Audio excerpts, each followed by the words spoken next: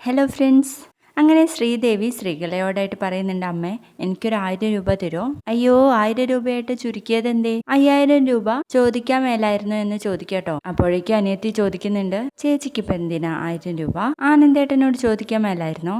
അതെ, ആനന്ദേട്ടനോട് ചോദിച്ചാൽ എന്തിനാന്നൊക്കെ ചോദിക്കും. അതുകൊണ്ടാ ഞാൻ അമ്മയോട് ചോദിച്ചതെന്ന് പറയട്ടോ ശ്രീദേവി. അമ്മേ, അതെന്തിനാന്ന് വെച്ചാലേ, മീനു വീട്ടിൽ പോയി വന്നപ്പോഴേ അവളുടെ ഇളയച്ചൻ കൊണ്ടുവന്നതാന്ന് പറഞ്ഞിട്ട് കുറേ ചോക്ലേറ്റ് ഓടി നടന്നു കൊടുത്തായിരുന്നു.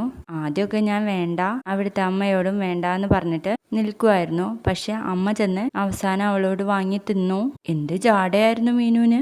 എനിക്കും അതുപോലെ ഒരു നമ്പർ ഇടണം എന്നങ്ങ് ചോദിക്കുമ്പോൾ അനിയത്തി ചോദിക്കും, എന്ത് നമ്പറാ ചേച്ചി? അതെ, ഇവിടെയുള്ള വല്ല കടകളിലും പോയി ചോക്ലേറ്റ് വാങ്ങിയിട്ട് ഈ അറബി നാട്ടിൽ കിട്ടുന്നത് പോലെയുള്ള കിറ്റിൽ ആ ചോക്ലേറ്റ് ഇട്ട് ഒരു സ്പ്രേ ഒക്കെ അടിച്ചങ്ങ് കൊടുത്താൽ പോരെ എന്ന് ചോദിക്കുകയാണ് കേട്ടോ. പിന്നീട് ആര്യനാണെങ്കിൽ മിത്രയോട് പറയുന്നുണ്ട്, അപ്പോഴത്തെ അടിപിടിയുടെ ഇടയിൽ അവന്റെ തലയ്ക്കൊരടി കൊണ്ടിട്ടുണ്ട്. പക്ഷെ അവൻ മരിച്ചു പോകുന്നൊന്നും ഞാൻ വിചാരിച്ചില്ല.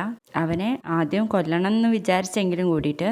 എന്നിട്ട് മിത്രയോട് പറയും, നീ ഇങ്ങനെ ടെൻഷൻ അടിക്കാതെ മിത്ര, നിന്റെ ടെൻഷൻ ആയിരിക്കും നമ്മളെ കൊടുക്കാൻ വേണ്ടിയിട്ട് പോകുന്നത്. നമ്മുടെ മനസാക്ഷിക്ക് അറിയാലോ നമ്മൾ തെറ്റുകാരില്ലാന്ന് എന്ന് പറഞ്ഞ് മനസ്സിലാക്കി കൊടുക്കണേ. അതിനുശേഷം നമ്മുടെ ആര്യനാണെങ്കിൽ മിഥുനെ തല്ലിക്കൊന്ന സ്ഥലത്തേക്ക് പോവാണ് കേട്ടോ.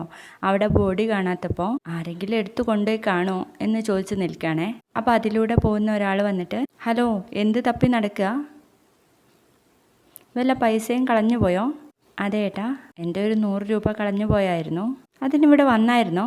ഇവിടെ അങ്ങനെ ആരും വരാറില്ല എന്ന് പറയട്ടെ അയാള്. എന്നിട്ട് ആര്യനെ നന്നായിട്ടൊന്ന് നോക്കിയിട്ട് പറയുന്നുണ്ട്, വല്ലവരെയും തല്ലിക്കൊന്ന് കൊണ്ടുപോയിടാൻ വേണ്ടിയിട്ട് വന്നതാണോ? ഇതേ തല്ലിക്കൊന്ന് കൊണ്ടുപോയിടുന്ന സ്ഥലമാണെന്ന് പറയുമ്പോൾ ആര്യനൊന്ന് ഞെട്ടുന്നുണ്ട് കേട്ടോ.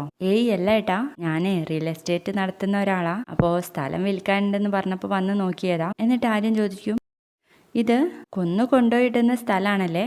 ഇപ്പോൾ അടുത്ത കാലത്തെങ്ങാനും ആരെയെങ്കിലും കൊന്നിട്ടിട്ടുണ്ടോ എന്ന് ചോദിക്കട്ടോ അയാളോട്. അപ്പോൾ അയാൾ പറയും, 2 മാസം മുൻപേ ഒരു ചെറുപ്പക്കാരൻ മരിച്ചിരുന്നു, അതിനുശേഷം ഉണ്ടായിട്ടില്ല എന്ന് പറയുമ്പോഴേക്കും ആര്യം പറയും, എന്നാ ചേട്ടാ ഞാൻ പോക്കോട്ടെ എന്ന് പറയുമ്പോൾ ഒന്ന് നിന്നേ. അതെ, ഈ മുഖം ഒന്ന് മനസ്സിൽ പതിപ്പിക്കട്ടെ, വല്ല പ്രശ്നം ഉണ്ടെങ്കിൽ നമുക്ക് നോക്കാമല്ലോ എന്ന് പറയുമ്പോഴേക്കും ആര്യൻ അവിടുന്ന് പോവാണ് കേട്ടോ.